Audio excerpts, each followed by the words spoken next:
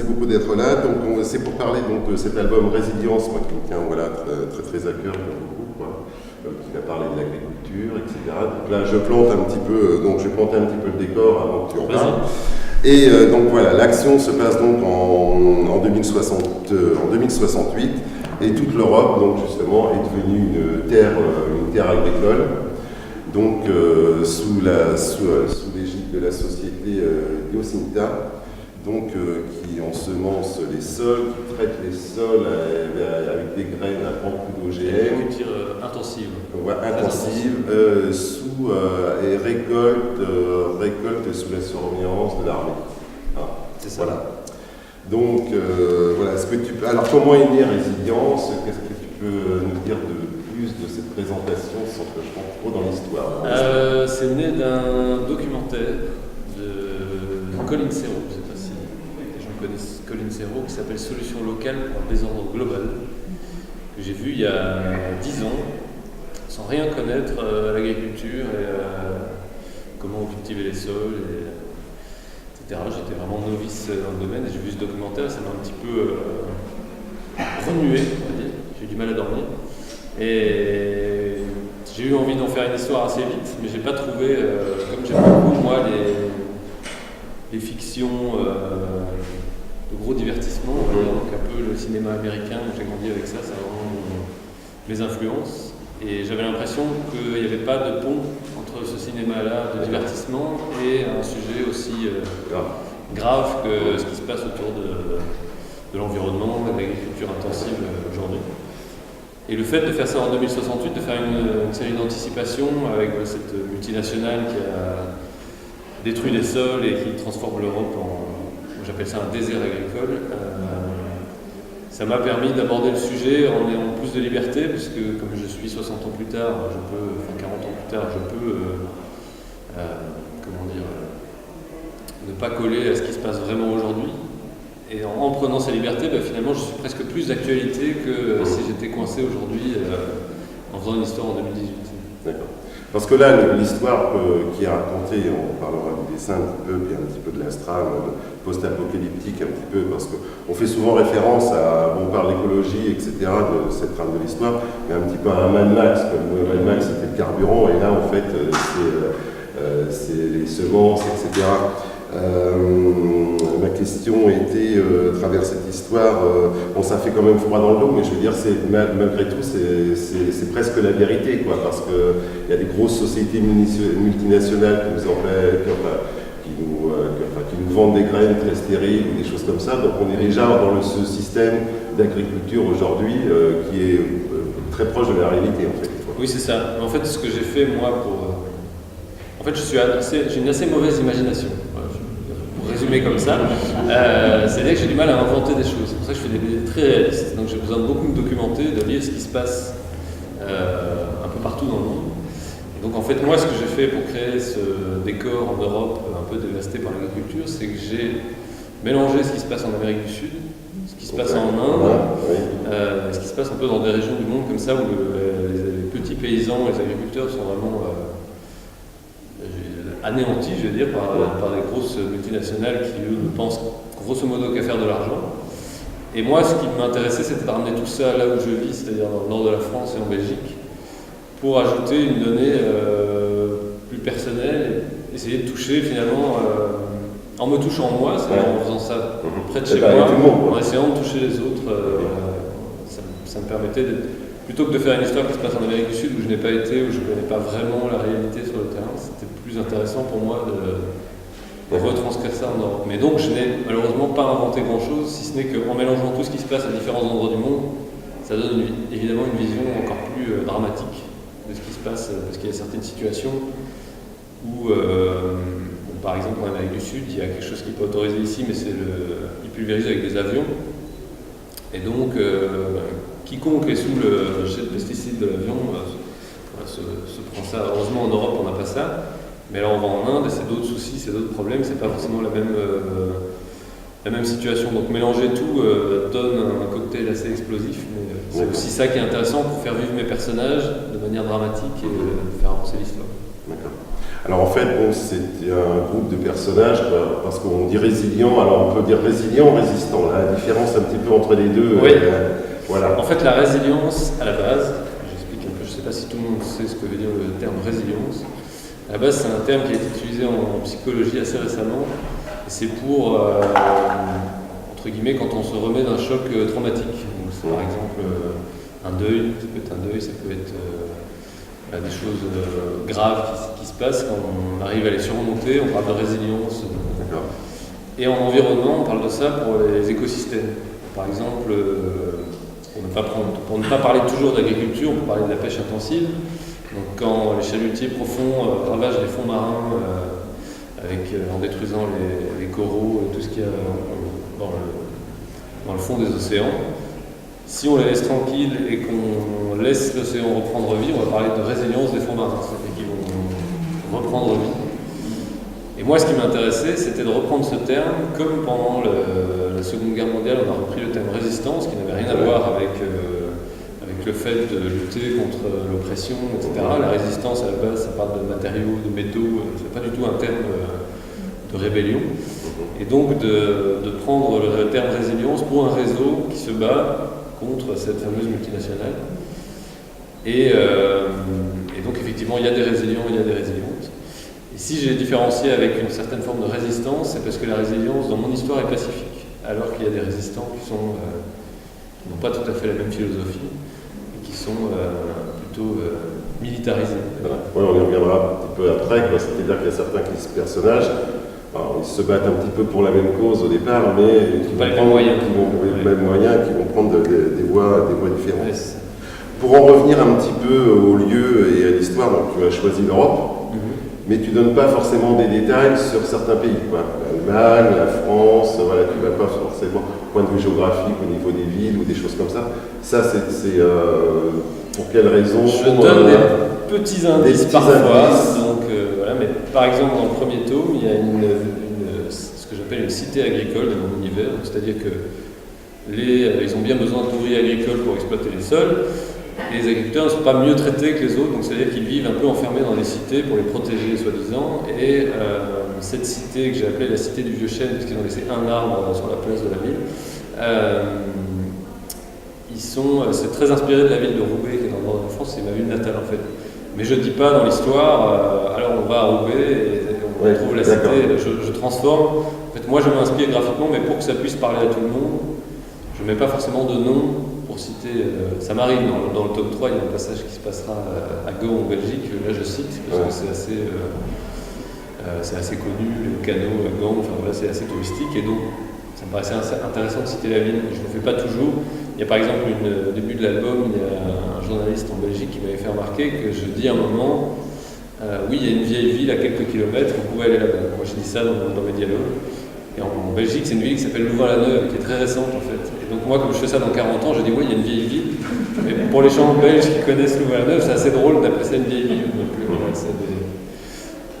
D'accord. Alors peut-être que dans l'avenir, tu seras obligé de donner peut-être des points de repère géographiques, parce que bon, les gens vont lire l'album, etc. Bon, après, les gens vont errer un petit peu. Je raconte sans rentrer dans l'histoire, mais peut-être que tu seras obligé de donner certains points géographiques, parce que la série, on va revenir dessus, la série était prévue en 2, mais je pense qu'on aura d'autres albums qui vont suivre derrière, donc je pense qu'il y a un moment où tu seras peut-être de donner peut-être certains points. Oui, c'est ça. Déjà dans le 3e et le 4e, il y a déjà plus de... Il y en aura combien? Comment ça? Il y en aura combien? Pour l'instant, il y en a 4. Voilà. Ça fonctionne 2 par 2, et dans le tome 3 et le tome 4, donc il y a plus de lieux géographiques, parce que notamment j'utilise la côte belge, pour des personnages qui veulent passer en Angleterre, voilà, pour faire un peu écho à ce qui se passe dans l'actualité aussi. Et ça me paraissait intéressant de citer les ports où j'allais, les endroits. Donc je l'utilise vraiment par petites touches. Et par exemple, dans le tome 2, il y a juste une page où c'est une base militaire de la fameuse armée qui travaille pour la multinationale. Et j'ai utilisé une base du nord de la France, de Cambrai, qui existe vraiment. Mais alors j'ai mis le nom en haut de la page, et puis après j'ai dessiné une base qui ne ressemble absolument pas à la base de Cambrai, parce que j'ai jamais été. Je sais pas vraiment à quoi ça ressemble, on la voit de très loin, donc j'ai juste mis le nom Cambrai. Mais ce qui est rigolo, c'est que, par exemple, sur France 3, région dans le Nord, ils m'ont tout de suite dit « Ah, vous avez mis Cambrai, c'est super », ou alors il y a des gens qui m'ont dit « Ah, mais vous avez mis cette base, vous avez déjà été ». Donc les gens sont quand même touchés quand je cite une région, même si je ne la dessine quasi pas. C'est assez rigolo de voir que, je pense que c'est parce qu'on est habitué à avoir des histoires qui se passent aux États-Unis, qui se passent peut-être plus à Paris, ou voilà, c'est assez peu habituel d'histoires qui se passent vraiment dans des petits endroits pas très connus, voilà, ça change un petit peu. Alors pour revenir aussi à la société, cette fameuse multinationale qui détient 90% des terres. Alors on ne sait pas trop si en fait cette grosse société qui s'appelle Rio Tinto, si elle a exproprié les gens qui étaient là avant, est-ce qu'il y aura un petit flashback là-dessus Alors en fait j'aime bien l'histoire parce que je joue beaucoup avec le côté administratif de tout ça. C'est-à-dire qu'il y a une ou deux scènes où on comprend que cette société, elle est quand même en lien avec la Commission européenne et que alors, parfois ils ont des accords et des choses comme ça.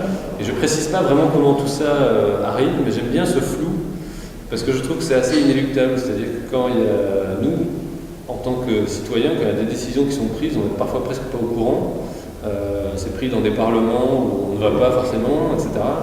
Et il y a des flous administratifs où tout d'un coup des choses sont imposées, par exemple aux agriculteurs, il y a des normes qui sont imposées alors que les gens n'ont jamais mis les pieds dans leur ferme. Donc les normes sont les mêmes dans le nord de la France ou dans le Cantal, il y en a qui cultivent en montagne et d'autres qui cultivent dans des plaines. Voilà. Donc il y a des choses comme ça assez absurdes. Et moi j'aime bien ce côté flou administratif, parce que je trouve ça très méchant en fait, très inhumain. Et donc je ne pense pas que je vais faire de flashback qui explique vraiment comment ils ont expulsé les gens un par un. Il y a un petit peu dans le deuxième tome, j'ai repris en fait un code qui a beaucoup dans les récits d'anticipation, qui est le mythe d'une vallée secrète, d'un paradis perdu. Voilà. Il y a souvent ça dans les histoires futuristes, où on essaye souvent d'atteindre le paradis perdu. C'est très biblique en fait, c'est très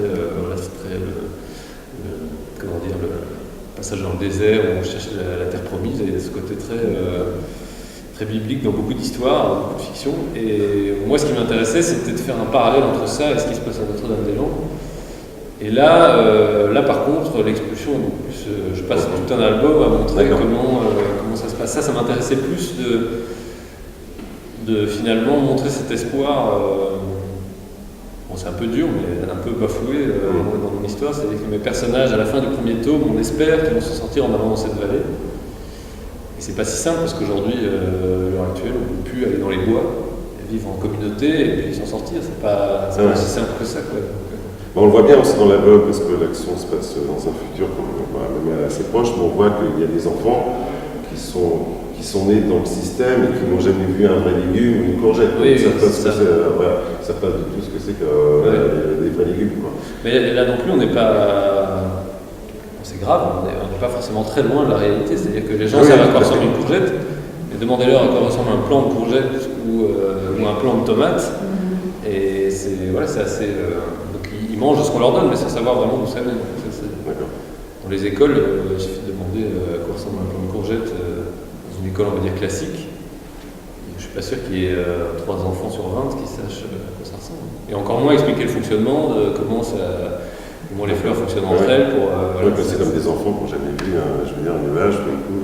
Oui, voilà, qui ne savent pas d'où vient le beurre, ce genre de choses. Voilà, ce genre de choses. Donc là, on voit que c'est déjà implanté depuis plusieurs années, etc., parce que la génération qui suit n'a jamais vu. Alors, juste une autre question, la société Rio Tinto, le nom, c'est un hasard ou c'est... T'as mal au contre-hasard. Il se trouve que j'ai choisi Rio Tinto par hasard, et ça ressemble très fort à Monsanto et Syngenta. Voilà, c'est par hasard. Je m'en doutais, mais je voulais quand même le dire, parce que... Non, mais j'ai évidemment mélangé 2 noms, parce que comme je disais tout à l'heure, je n'avais pas d'imagination, donc j'ai pris 2 noms qui existaient vraiment, je les ai mélangés. Et ça a donné Rio Tinto. J'ai cherché, il y avait des noms qui sonnaient moins bien avant. Mais quand j'ai vu un article il n'y a pas très longtemps qui disait que Monsanto était en communication avec Syngenta pour éventuellement s'associer, j'ai failli leur téléphoner pour leur suggérer. Non, mais je me doutais bien, parce qu'on le prononce comment là, dans la biosynthèse? Moi je dis Rio Tinto, mais parce que comme c'est inspiré de Syngenta, c'est biosynthèse. Après on prononce Non, mais je me doutais bien, quoi, mais il fallait aussi en parler.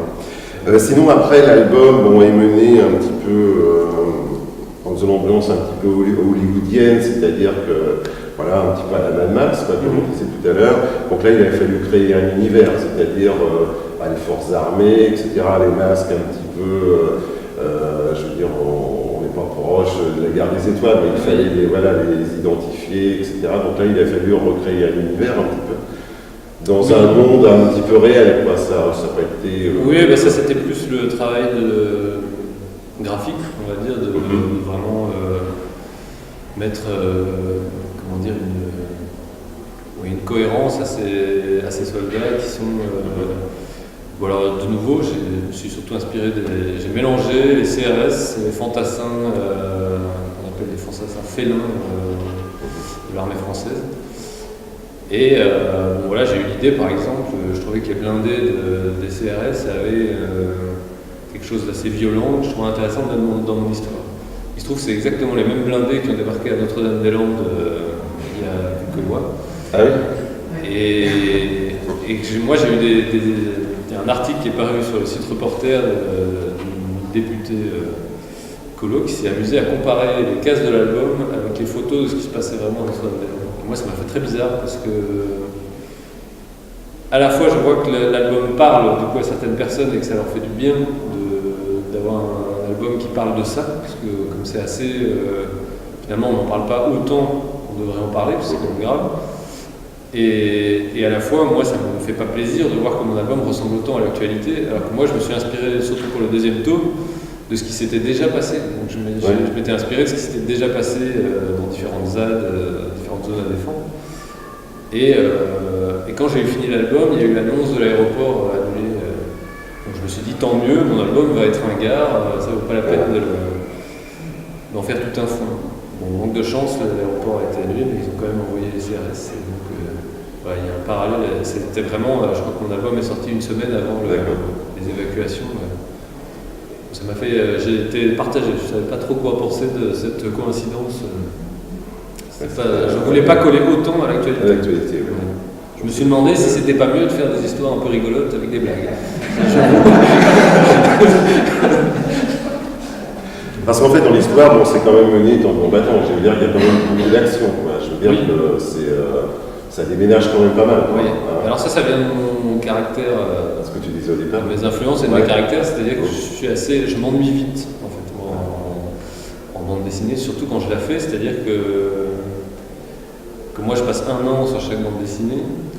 J'ai besoin que ça soit très découpé et qu'il y ait beaucoup d'action, beaucoup de rebondissements pour moi m'amuser dans les décors, Du coup, ça donne quelque chose d'assez nerveux qui est effectivement assez proche d'une histoire d'action. En fait, mais c'est ce mélange que j'aimais bien. J'aimais bien une histoire d'action qui parle quand même d'un fond assez important. Et en fait, c'est marrant parce que toutes les scènes, j'ai essayé plusieurs projets avant celui-là qui n'ont pas forcément fonctionné. Et je tombais toujours sur des scènes d'action qu'on avait déjà vues. Alors si je faisais un western, il y avait toujours on retombe sur quelque chose qu'on connaît. Alors que là, ce qui est bien, c'est qu'avec ce sujet de l'environnement et en particulier de l'agriculture, ça donne des scènes. En gros, ça influence chaque scène. Donc, par exemple, la fin du premier tome, ça se passe dans une espèce de serre autonome, c'est-à-dire qu'il n'y a plus personne qui rentre dans cette serre pour activer les pesticides et les herbicides. Et donc, les personnages sont coincés dans cette serre et le mécanisme s'enclenche alors qu'ils sont à l'intérieur. Et donc, ça donne une scène d'action.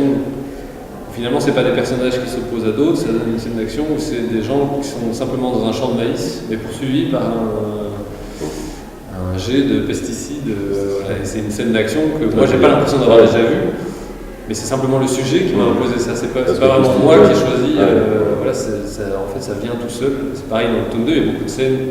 Les scènes de fin où ils se retrouvent face à une armée de boucliers et de matraques, ça s'est imposé parce que c'est devenu une vallée qui ressemblait à une zone à défendre. Actuellement, les zones à défendre, on y va au bouclier à la matraque. Donc, en fait, le sujet impose certaines scènes qui m'obligent à être un peu plus original que d'habitude. Donc, tant mieux. Oui. Alors, les personnages aussi ont un aspect important parce qu'au départ, je veux dire, ils sont très solidaires les uns des autres et on va s'apercevoir au fur et à mesure qu'ils ont des caractères différents et aussi aller dans des voies différentes et se battent au départ pour la même cause, mais voilà, ils ne sont pas forcément tous d'accord. Oui. Ben, en fait, ça, c'est tout ce dont on a parlé pour l'instant, c'est ce que je voulais, moi, mettre dans l'album volontairement. Et après, il y a tout ce que j'ai mis qui n'était pas volontaire. Donc, il y a un peu ce qui me travaille vraiment au fond de moi, c'est la question, moi, du militantisme. C'est-à-dire jusqu'où on va, à quel point il faut s'engager dans un combat, est-ce que tout le monde doit y aller, quels sont les moyens, enfin voilà. Ça, c'est la question qui, en fait, sera dans toute la série, mais que j'ai pas vraiment contrôlé parce que j'ai pas vraiment de réponse, c'est une question que je me pose à moi-même. Et donc les différents personnages, quand je mets en scène un personnage qui lui est résistant, mais violent, qui en même temps vit dans des souterrains et qui du coup ils ont été obligés d'avoir des poules en cage dans leur souterrain pour se nourrir, alors qu'ils luttent contre le dévastement de l'environnement, c'est un gros paradoxe. Mais en même temps, entre guillemets, ils font ce qu'ils peuvent dans le monde qu'ils ont. Et à côté de ça, il y a ceux qui sont pacifiques, mais on voit que ça fonctionne pas très bien, pas toujours. Donc j'aime bien cet aspect-là. Et mon personnage principal, c'est vraiment quelqu'un qui sait pas où se mettre. C'est un personnage, c'est pas un héros, on va dire. C'est pas alors, il est pris dans le feu de l'action. Oui, voilà, c'est ça. On n'a aucune idée. Est-ce qu'il va s'en sortir à la fin? C'est pas dit, c'est pas écrit sur sa tête parce qu'il est finalement assez maladroit. Il n'a pas envie de tellement s'engager. En fait, il n'a pas choisi. Il a plus été. Moi, j'aime bien le terme réquisitionné aujourd'hui. Parce que moi, je me sens un peu comme ça. J'avais pas envie de m'engager politiquement dans un sujet. J'avais pas envie de publiquement prendre la parole sur l'écologie, etc. Parce que je me remets toujours en cause. Je me dis toujours qui je suis pour avoir quelque chose à dire sur le sujet. Mais pour autant, ça me paraissait tellement important, je voyais tellement pas ce genre de fiction. Puis moi, en fait, j'ai fait l'histoire que j'aurais aimé lire.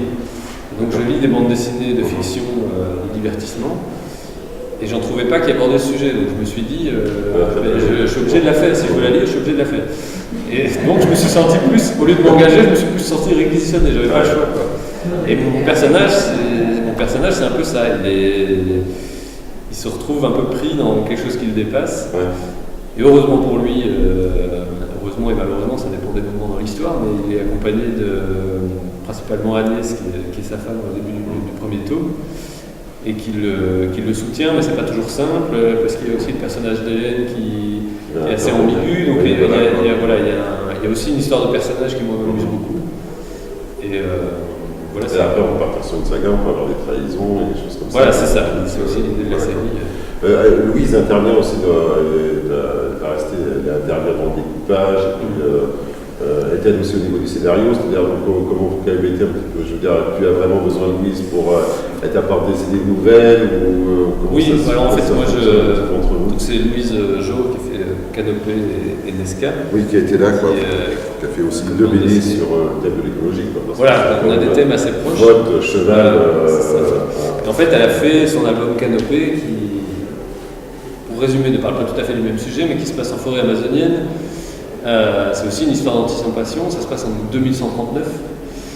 Et ils ont eu la bonne idée de mettre une centrale nucléaire en forêt amazonienne qui a eu la bonne idée d'exploser, et donc la forêt amazonienne est devenue radioactive. Mais paradoxalement, c'est du coup devenu la dernière forêt du monde. Parce que comme elle est contaminée, on n'y touche plus. Et voilà, c'est l'histoire de peuples qui vivent dans cette forêt. Donc c'est assez, on trouve des points communs, on va dire, dans nos univers. Et en fait, elle a fait Canopée avant que je fasse Résilience. Et moi, ce qui est bien, c'est qu'on travaille dans le même atelier. Donc je l'ai vu faire ce livre toute seule. Donc elle fait tout, fait le scénario, le dessin, la couleur. Et donc moi qui ai commencé en tant que dessinateur, je me suis dit c'est possible. Je peux essayer de faire du scénario. J'ai vu qu'elle a réussi. Ça n'a pas été simple, mais elle a réussi. Donc je ne suis pas obligé de rester dessinateur. Si j'ai envie de prendre la parole sur un sujet, de m'amuser dans une histoire, je peux essayer. C'est comme ça que j'ai réussi à faire Résilience. Mais pour moi, c'est aussi important d'avoir un retour. C'est très dur de faire une histoire tout seul dans son coin. Donc en fait, je montre beaucoup mon travail. Donc en fait, c'est assez réciproque. On travaille dans le même atelier. Chaque fois qu'on finit une page, on se montre la page. Quand on finit un scénario, on se fait lire le scénario. Et en fait, ça aide à avoir un regard extérieur. Et moi, notamment, sur les relations de personnages, ça m'a fait éviter on va dire, certains clichés entre les deux personnages féminins. Il y avait un entonnoir qui m'envoyait dans une direction parce que tout le monde va dans cette direction. Elle m'a dit, si tu veux, tu peux aller par là. Je me suis dit, ah, ça n'a pas l'air bête. Et donc voilà, c'est aussi un regard un peu différent qui permet de sortir un peu de la tête. Oui, c'est ça. Donc elle relie tout ce que je fais, le scénario, le découpage. Donc en fait, ça m'arrive même quand je ne sais pas dessiner une attitude, parce qu'on est assez complémentaires. Moi, je suis assez. Moi, j'aime beaucoup faire les décors en bande dessinée. Je dessine des grands décors, des grandes cases. Et elle est très douée en mouvement de personnage, donc elle anime super bien ses personnages. Et donc ça m'arrive quand, imaginons que la caméra, je parle de caméra même si je fais de la bande dessinée, mais qu'on voit l'image d'ici, alors je me donne dessiner vue de haut, on est assis, c'est hyper compliqué à dessiner, je m'en sors pas, je rature, etc. Donc je lui dis tiens, j'y arrive pas. Donc ça arrive qu'elle me fasse un petit croquis en disant tu peux dessiner comme ça. Et voilà, donc c'est vraiment du. Comment dire. Elle n'est pas vraiment co-scénariste, mais on s'entraide quand même chacun sur nos albums. Oui, parce qu'il y a un très très bon rythme dans la bande dessinée. Oui, il faut quand même faire un album par an, donc c'est bien de ne pas être trop isolé. Et sinon, vous, toi, Louise, vous êtes résilient au jour le jour ou vous avez un petit jardin vous avez... Ouais. Comment La question est là, c'est de savoir qu'est-ce qu'on fait. Alors, résilient, d'une certaine manière, je pense que oui, mais parce que par exemple, on a un potager mais qui vaut ce qu'il vaut, c'est-à-dire qu'on fait quand même de la bande dessinée qui nous prend pas mal de temps.